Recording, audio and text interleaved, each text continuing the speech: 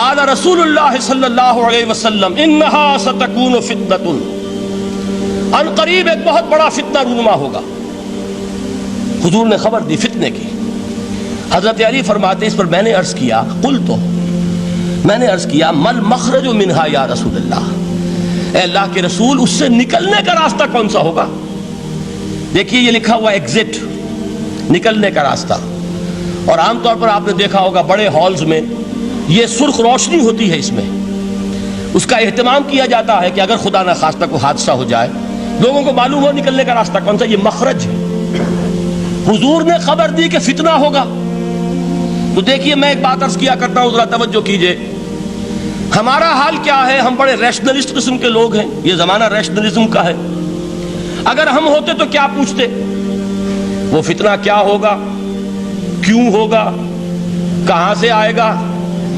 ہمارے سوال یہ ہوتے ہیں، کب آئے گا، کیوں، کہاں، کب، کیسے؟ ان سب کی حیثیت علمی سوالات کی ہے۔ بھائی کب آئے گا ایک علم ہے، کیسے آئے گا علم ہے، کہاں سے آئے گا علم ہے، لیکن اصل جو عملی اعتبار سے اہمیت والی شے ہے، بچاؤ کا راستہ کون سا ہوگا محمد الرسول اللہ، یہ بتائیے ہم۔ مل مخرج منہا یا رسول اللہ، حضرت علی نے یہ نہیں پوچھا فتنہ کیا ہوگا، کہاں سے آئے گا حضور، کیوں آ جائے گا، کب آ جائے گا، نہیں، مل مخرج منہا یا رسول اللہ، اے اللہ کے رسول یہ بتائیے کہ جب وہ فتنہ رونما ہوگا تو نکلنے کا راستہ کون سا ہوگا؟ اس کا جواب ہے، ارشاد فرمایا محمد رسول اللہ نے، کتاب اللہ، اللہ کی کتاب ہے وہ مخرج، یہ کتاب ہے کہ جس کو تھامو گے تو فتنوں سے محفوظ رہو گے۔ اس کے بعد آپ فرماتے ہیں فیہ نبأ ما قبلکم وخبر ما بعدکم وحکم ما بینکم، اس میں تم سے پہلوں کی بھی خبریں موجود ہیں، عاد اور سمود اور قوم نوح اور قوم ہود اور قوم لوط اور قوم صالح اور آل فرعون، یہ کون ہے؟ من قبلکم، تم سے پہلے، وفیہ خبر ما بعدکم، جو کچھ تمہارے بعد ہونے والا ہے اس کی خبریں بھی موجود ہیں، لیکن وہ کیسے ہوں گی؟ وہ بٹوین دی لائنز ہوں گی، وہ بین السطور ہوں گی۔ ان کے لیے انسان کو، آپ کو معلوم ہے کہ عبارت میں سطور ہوتی ہیں اور ایک درمیان میں ہوتا ہے، ان کے کچھ لکھا ہوا نہیں ہوتا۔ You have to read between the lines۔ قرآن میں بعد میں آنے والے حالات بھی درج ہیں، لیکن اس طرح نہیں جیسے کہ پچھلے حالات درج ہیں۔ اس کے لیے ذرا ان ڈیپتھ پونڈرنگ اوور، غور و فکر اور تدبر کی ضرورت ہوگی۔ وحکم ما بینکم، اور جتنے اختلافات تمہارے اندر پیدا ہوں گے تا قیام قیامت، ان سب کا فیصلہ بھی اس کتاب میں موجود ہے۔ وَهُوَ حَبْلُ اللَّهِ الْمَتِينُ وَهُوَ الذِّكْرُ الْحَكِيمُ، یہی تو ہے وَهُوَ الصِّرَاطُ الْمُسْتَقِيمُ، سیدھا راستہ، اور کون سا؟ یہی قرآن تو ہے۔ ہر رکعت میں کہتے ہو اهْدِنَا الصِّرَاطَ الْمُسْتَقِيمُ، اور قرآن دیا ہوا ہے اس پر غور نہیں کرتے۔ عجیب تماشا ہے ہمارا، نماز کی ہر رکعت میں اهْدِنَا الصِّرَاطَ الْمُسْتَقِيمُ، اور حضور فرمایا وَهُوَ الصِّرَاطُ الْمُسْتَقِيمُ، صراط مستقیم یہ قرآن ہی تو ہے، الذکر الحکیم یہ قرآن ہی تو ہے، وَهُوَ حَبْلُ اللَّهِ الْمَتِينُ، اور یہی ہے اللہ کی مضبوط رسی۔ آپ نے قاری صاحب سے وہ آیات سنی سورہ آل عمران کی، وَاعْتَصِمُوا بِحَبْلِ اللَّهِ جَمِيعًا وَلَا تَفَرَّقُوا، اللہ کی رسی کو مضبوطی سے مل جل کر تھامو اور تفرقے میں مبتلا نہ ہو۔ تفرقہ ہوگا تو کیا ہوگا؟ تمہاری ہوا اکھڑ جائے گی۔ آج آپ کو معلوم ہے دول عرب اگر یہ یکجا ہو جائیں، ایک دن کے لیے اسرائیل قائم نہیں رہ سکتا، امریکہ نہیں، امریکہ کا باپ اسے قائم نہیں رکھ سکتا۔ اگر امت عرب ہی جمع ہو جائے، عالم اسلام تو بڑی شے ہے، جو وسائل ان کے پاس ہیں، جو اللہ تعالیٰ نے ان کو نعمتیں عطا فرمائی ہیں، لیکن افتراق، انتشار، اختلاف، جتھے بندی، گروہ بندی، دھڑے بندی، اس نے اسرائیل کا خنجر ان کے سینے میں پیوست کیا ہوا ہے۔ اس لیے کہ فَتَذْهَبَ رِيحُكُمْ، اگر تم اختلاف کرو گے تو تمہاری ہوا اکھڑ جائے گی، آج وہ ہوا اکھڑ چکی ہے۔ تو فرمایا وَاعْتَصِمُوا بِحَبْلِ اللَّهِ جَمِيعًا وَلَا تَفَرَّقُوا، اللہ کی رسی کو مضبوطی کے ساتھ مل جل کر تھامو اور تفرقے میں مت پڑو۔ حضور فرما رہے ہیں وہ اللہ کی رسی کون سی؟ ہوا حبل اللہ المتین، یہی قرآن ہے اللہ کی مضبوط رسی۔ علامہ اقبال نے کیا خوب کہا ہے، علامہ اقبال نے قرآن اور حدیث کے حقائق کو جس طریقے سے اشعار کا جامہ پہنایا ہے، وہ تو خود کہتے ہیں گوہر دریائے قرآن سفتام، میں نے قرآن مجید کے دریا سے موتی نکال کر اپنے اشعار کے اندر میں نے چن دیے ہیں، میرا کام اور کچھ نہیں ہے۔ موتی کوئی بھی غواص پیدا نہیں کرتا، دریا کی گہرائی سے نکال لاتا ہے۔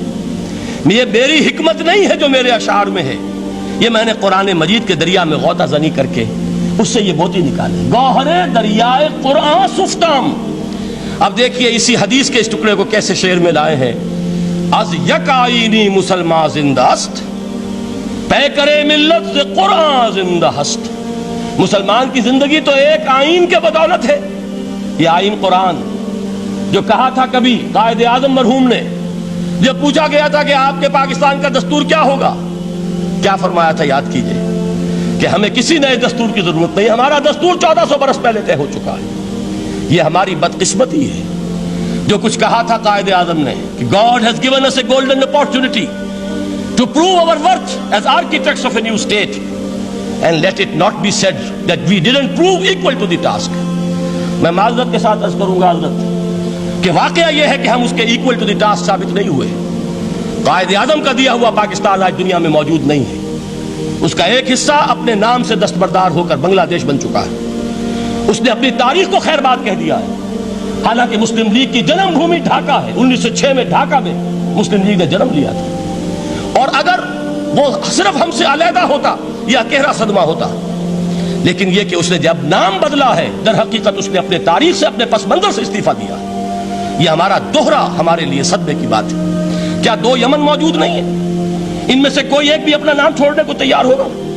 کیا 2 جرمنی دنیا میں موجود نہیں ہے؟ کوئی ایک بھی ان میں سے اپنا نام چھوڑے گا؟ کیا 2 کوریا نہیں ہے؟ 2 ویتنام نہیں ہے؟ تو کیا 2 پاکستان نہیں ہو سکتے تھے؟ ہو سکتے تھے۔ میں یہ کہا کرتا ہوں کہ یہ گہرا صدمہ ہے علیحدگی، اور دوہرا صدمہ ہے، اور اس سے کہیں زیادہ بڑا کہ انہوں نے اپنا نام بدل دیا، اپنی آئیڈینٹی چینج کر دی، انہوں نے وہ نام اپنے ماتھے سے اتار کر خلیج بنگال کے اندر دبو دیا۔ یہ بہت بڑی سزا ہے جو ہمیں ملی ہے۔ کیوں ملی ہے؟ کہ ہم نے 25 برس تک اس قائد جس کو کہا تھا کہ وہ ہمارا آئین ہے، اس کو آئین نہیں بنایا۔ ہم نے دنیا کے سامنے جھولیاں پساری، ہم نے طرح طرح کے نظاموں کو آزمایا، لیکن اس قرآن کی طرف پیش قدمی نہیں کی۔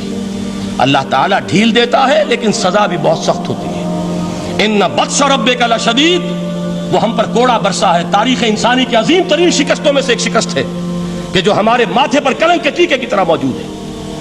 اللہ کرے کہ آئندہ یہ تاریخ اپنے آپ کو نہ دہرائے، لیکن میں عرض کر دیتا ہوں آپ سے، جو ہمارے لچھن ہیں، جو ہمارا طرز عمل ہے، جو ہمارے لیل و نہار ہیں، جو ہمارا انداز ہے، اللہ کے دین کا استہزاء اور تمسخر، جس طرح اللہ کے ساتھ مذاق ہم کر رہے ہیں، اس کا شاید اس سے بھی کہیں زیادہ برا نتیجہ نکلے۔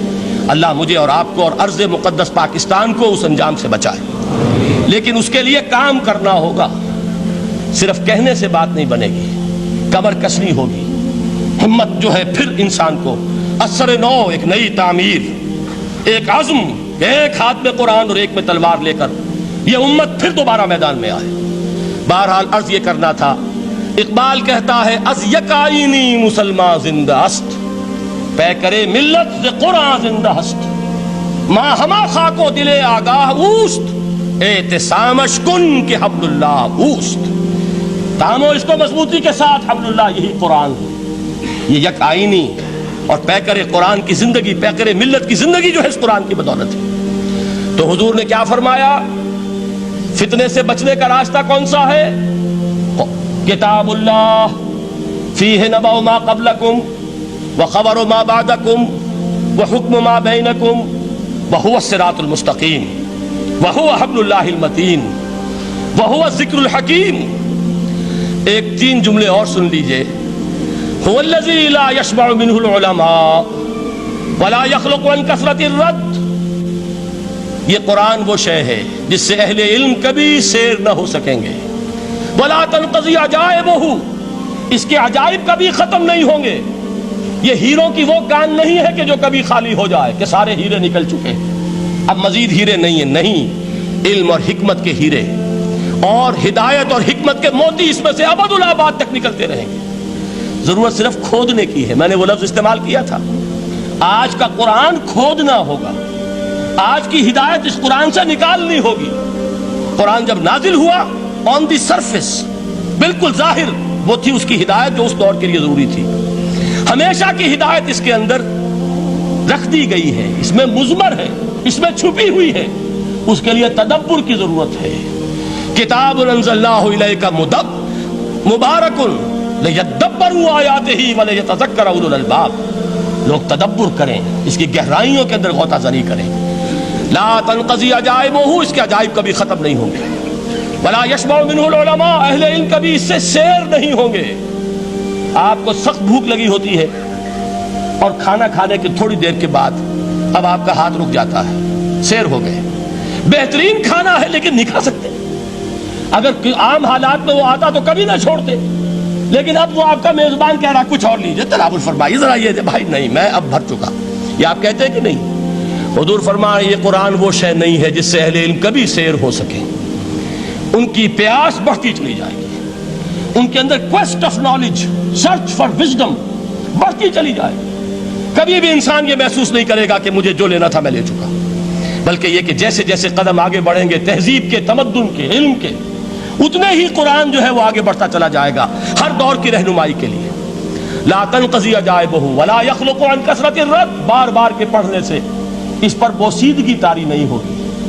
دنیا کی اور کتابیں ہیں، ایک دفعہ پڑھ لیں گے، دو دفعہ پڑھ لیں گے، تین دفعہ پڑھ لیں گے، چار دفعہ پڑھ لیں گے، پھر جی نہیں چاہے گا۔ لیکن یہ کتاب وہ ہے، امام شافعی کا میں واقعہ آپ کو سناتا ہوں۔ وہ یہ کہتے ہیں کہ ایک مرتبہ میرے ذہن میں یہ سوال آ گیا کہ اجماع کے لیے بھی قرآن مجید میں کوئی سند ہے، دلیل ہے؟ سب مانتے ہیں کہ اجماع جو ہے سورس ہے قرآن کے، اسلامی قانون کی، جس پر کہ امت کا اجماع ہو جائے۔ تو کہتے ہیں میں نے 300 مرتبہ قرآن پڑھا اول سے آخر تک، صرف اس دلیل کی تلاش میں۔ 300 مرتبہ مجھے نہیں ملی، 301ویں مرتبہ جب پڑھ رہا تھا مجھے روشنی مل گئی۔ وہ یبتغی غیر سبیل المومنین کے جو الفاظ آئے ہیں، نولہ ما تولی ونصلہ جہنم، جو کوئی شخص مسلمانوں کے راستے کو چھوڑ کر کوئی اور راستہ اختیار کرے گا ہم اسے اسی کے حوالے کر دیں گے اور جہنم میں پہنچا دیں گے۔ معلوم ہوا مسلمانوں کا جس پر اجماع ہو جائے اس کو بھی ایک سند حاصل ہے۔ یہ مسلمانوں کا مجمع علیہ ایک راستہ ہے، اس کو بھی ایک سند اور دلیل کی حیثیت حاصل ہے۔